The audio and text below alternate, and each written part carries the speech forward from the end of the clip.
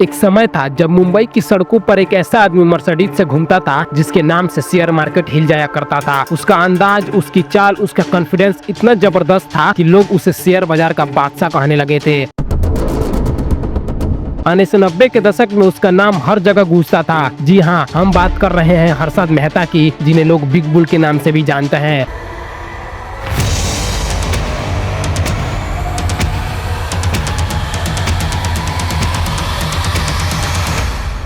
हर्षद मेहता का नाम सुनते ही लोग कहने लगते थे, ये आदमी जो भी छूता है सोना बन जाता है। लोग उसकी बातों को ध्यान से सुनते थे, उसके बताए शेयर खरीदते थे और उसकी हर एक चाल को फॉलो करते थे। ऐसा लगता था जैसे वो कोई जादूगर हो। लोग उसकी बातों से करोड़पति बन गए। उसकी बातों में इतना भरोसा था कि लोग बैंक से पैसे निकाल कर उसके कहे शेयर्स में लगा देते थे।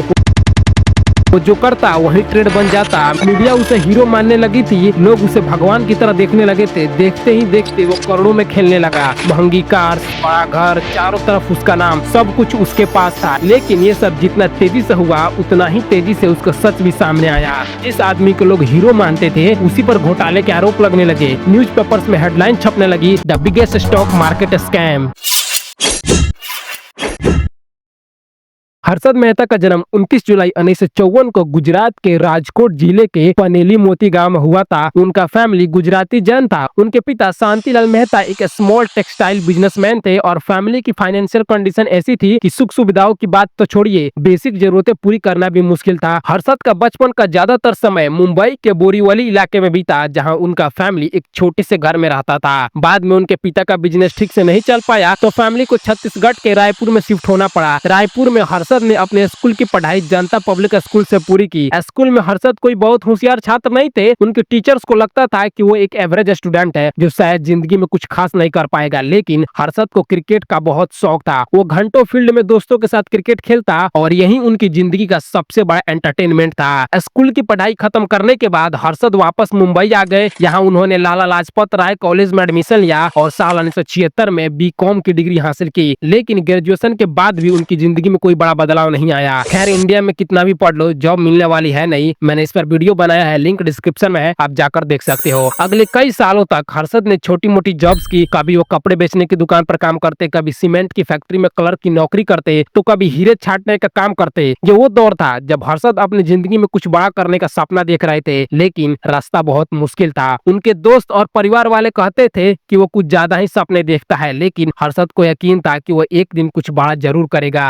साल 1980 की शुरुआत में हर्षद की जिंदगी में एक नया मोड़ आया। उन्होंने new India assurance company limited NIACL में सेल्स पीपल की जॉब शुरू की। ये जॉब उनके लिए सिर्फ एक शुरुआत थी। यही काम करते हुए उनकी मुलाकात शेयर मार्केट की दुनिया से हुई। उस समय भारत में शेयर मार्केट के बारे में आम लोग ज्यादा नहीं जानते थे। ये वो दौर था जब लोग अपने पैसे को बैंक में फिक्स डिपॉजिट में रखते थे या सोना चांदी खरीदते थे। लेकिन हर्षद को शेयर मार्केट में कुछ खास नजर आया। वो रात रात भर शेयर मार्केट की किताबें पढ़ते, ब्रोकर से बात करते और इस दुनिया को समझने की कोशिश करते। धीरे धीरे उनकी इंटरेस्ट इतनी बढ़ गई कि उन्होंने अपनी नौकरी छोड़ दी और एक ब्रोकरेज फर्म में काम शुरू कर दिया। यहाँ उनकी मुलाकात हुई हैप्पी प्राणजीवन दास नाम के एक एक्सपीरियंस्ड ब्रोकर से, जिन्हें हर्षद अपना गुरु मानते थे। हैप्पी ने हर्षद को शेयर मार्केट की बारीकियां सिखाई, कैसे शेयर खरीदे जाते हैं, कैसे बेचे जाते हैं और कैसे सही समय पर सही दाव लगाया जाता है। हर्षद ने बहुत जल्दी सीख लिया कि मार्केट में पैसा कमाने के लिए सिर्फ मेहनत नहीं बल्कि हिम्मत और चालाकी भी चाहिए। वो क्लाइंट्स को शेयर खरीदने बेचने की एडवाइस देने लगे। उनकी एडवाइस इतनी सटीक होती थी कि लोग उनके पास बार बार आने लगे। हर्षद की समझ और रिस्क लेने की हिम्मत ने उन्हें जल्द ही दूसरों से अलग कर दिया। साल 1986 में हर्षद ने अपनी खुद की फर्म शुरू की जिसका नाम था grow more research and asset management. यहीं से उनकी जिंदगी ने असली उड़ान भरी। साल 1990 आते आते हर्षद मेहता शेयर मार्केट का सबसे बड़ा नाम बन चुका था। उनके फर्म में बड़े बड़े लोग पैसा लगाने लगे, बिजनेसमैन, बैंकर और यहाँ तक कि फॉरेन इन्वेस्टर्स भी। हर्षद की एक खासियत थी कि वो कम प्राइस वाले शेयर्स को पहचान लेते थे और उन्हें आसमान पर पहुंचा देते थे। उनकी सबसे फेमस स्ट्रेटजी थी रिप्लेसमेंट कॉस्ट थ्योरी। इसके तहत वो कहते थे कि किसी कंपनी का शेयर उसकी मौजूदा कीमत पर नहीं बल्कि उस कंपनी को दोबारा बनाने की कॉस्ट पर वैल्यू करना चाहिए। इस थ्योरी की मदद से उन्होंने एसोसिएटेड सीमेंट कंपनी ACC जैसे शेयर्स की कीमत को 200 रुपए से बढ़ाकर 9,000 रुपए तक पहुंचा दिया। यह उस समय की बात है जब इतना बड़ा उछाल किसी ने सपनों में भी नहीं सोचा था। हर्षद की कामयाबी की वजह से लोग उन्हें बिग बुल कहने लगे। वह सिर्फ एक ब्रोकर नहीं थे बल्कि एक सेलिब्रिटी बन गए थे। बिजनेस टुडे जैसे मैगजीन्स ने उनके ऊपर कवर स्टोरी छापी जिसमें उन्हें रेजिंग बुल कहा गया। उनकी लाइफ स्टाइल किसी फिल्म स्टार से कम नहीं थी। मुंबई के वर्ली इलाके में उनका 15,000 स्क्वायर फीट का सी फेसिंग पेंट हाउस था जिसका नाम मधुली था। इस घर में swimming pool, mini golf course, billiards room और एक प्राइवेट जिम जैसी सारी सुख सुविधाएं थी। उनके पास 15 से 20 लग्जरी कार्स का कलेक्शन था जिसमें टोयोटा करोला, लेक्सस LS 400 और टोयोटो सेरा जैसी कार शामिल थी। उस समय लेक्सस LS 400 भारत में सिर्फ उनके पास थी और ये गाड़ी उस समय की सबसे महंगी कार्स में से एक थी। हर्षद की पार्टीज मुंबई की हाई सोसाइटी में चर्चा का विषय थी। लोग उनके स्टाइल को कॉपी करने की कोशिश करते थे लेकिन हर्षद मेहता की ये चमक दमक सिर्फ एक दिखावा था। इसके पीछे एक बहुत बड़ा राज था जो साल 1992 में दुनिया के सामने आया था। दरअसल हर्षद ने शेयर मार्केट को ऊपर ले जाने के लिए बैंकिंग सिस्टम की खामियों का फायदा उठाया था। उस समय बैंक एक खास तरह का लेन देन करते थे जिसे रेडी फॉरवर्ड डील कहा जाता था। इसमें एक बैंक दूसरे बैंक को गवर्नमेंट सिक्योरिटीज बेचता था और कुछ दिनों बाद उसे वापस खरीदता था। इस डील में ब्रोकर की जरूरत पड़ती थी और हर्षद इस काम में माहिर थे लेकिन उन्होंने इस सिस्टम को अपने फायदे के लिए इस्तेमाल किया।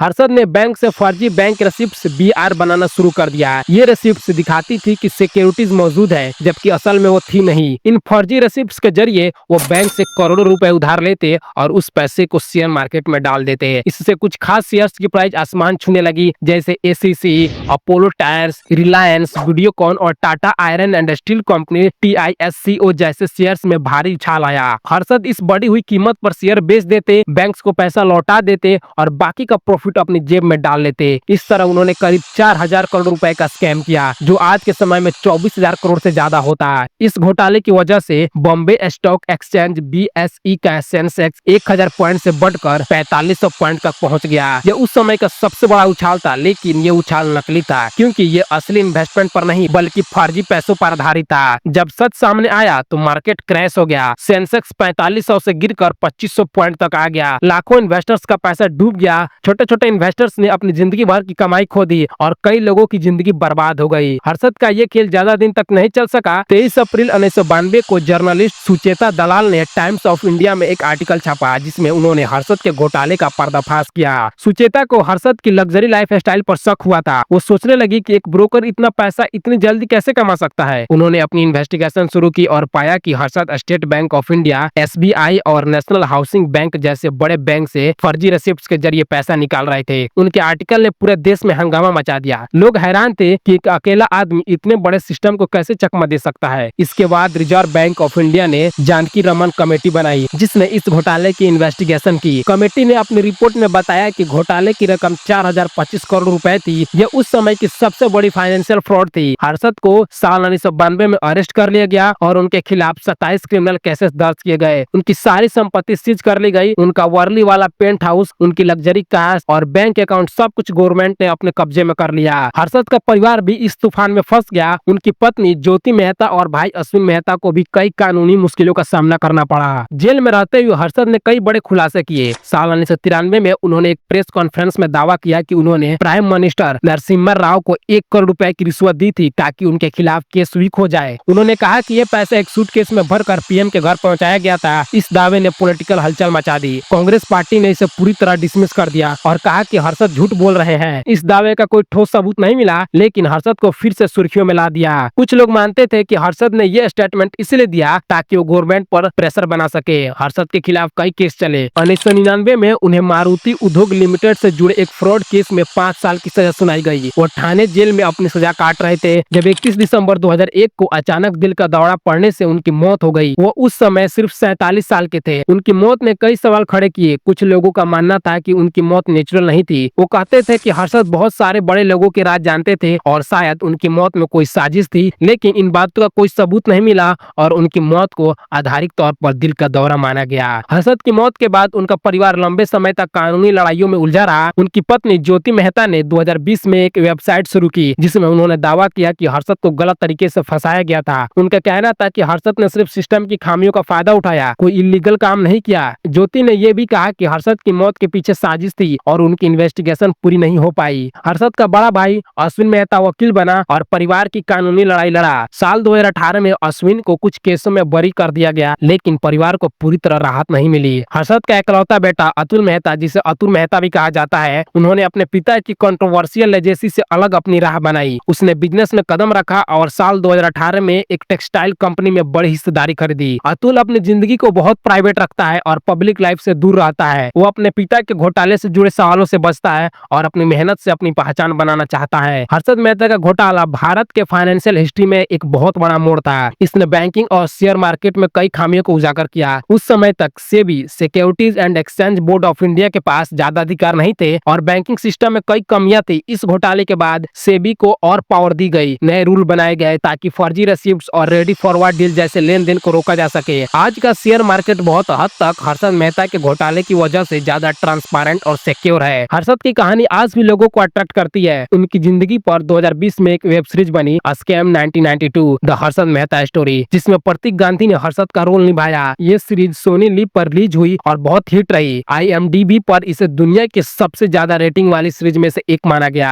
हर्षद मेहता को लेकर आज भी लोग बटे हुए हैं। कुछ लोग उन्हें एक जीनियस मानते हैं जिसने सिस्टम की खामियों को अपने फायदे के लिए इस्तेमाल किया। उनके अकॉर्डिंग हर्षद ने कोई इलीगल काम नहीं किया, बल्कि वो बस सिस्टम से ज्यादा चालाक था। वो कहते हैं कि हर्षद ने शेयर मार्केट को आम लोगों तक पहुंचाया और भारत में इन्वेस्टमेंट की संस्कृति को बढ़ावा दिया। वहीं कुछ लोग उन्हें एक धोखेबाज मानते हैं जिसने लाखों इन्वेस्टर्स का पैसा डुबो दिया। उनके अकॉर्डिंग हर्षद ने अपनी लालच की वजह से देश की इकोनॉमी को नुकसान पहुंचाया। सच क्या है ये कहना मुश्किल है, लेकिन एक बात तो पक्की है, हर्षद मेहता की कहानी भारत के शेयर मार्केट की सबसे रोमांचक और कंट्रोवर्शियल स्टोरीज में से एक है। ये थी हर्षद मेहता की पूरी कहानी, एक साधारण लड़के से लेकर बिग बुल बनने और फिर एक घोटाले की वजह से जेल तक का सफर। उनकी जिंदगी हमें सिखाती है कि मेहनत और हिम्मत से आप बहुत कुछ हासिल कर सकते हैं, लेकिन अगर आप गलत रास्ते पर चले तो सब कुछ खो भी सकते हैं। हर्षद मेहता की कहानी हमें ये भी सिखाती है कि सिस्टम में खामियां हो सकती है, लेकिन उनका फायदा उठाने की कीमत बहुत भारी हो सकती है। आपको हर्षद मेहता की कहानी कैसे लगी? क्या आप उन्हें एक जीनियस मानते हैं या एक स्कैमर? क्या उनकी कहानी से आपको कुछ सीखने को मिला? अपनी राय कमेंट में जरूर बताएं और अगर आपको ये वीडियो पसंद आया तो लाइक, शेयर और सब्सक्राइब करना ना भूलें। मिलते हैं अगले वीडियो में, तब तक के लिए जय श्री राम।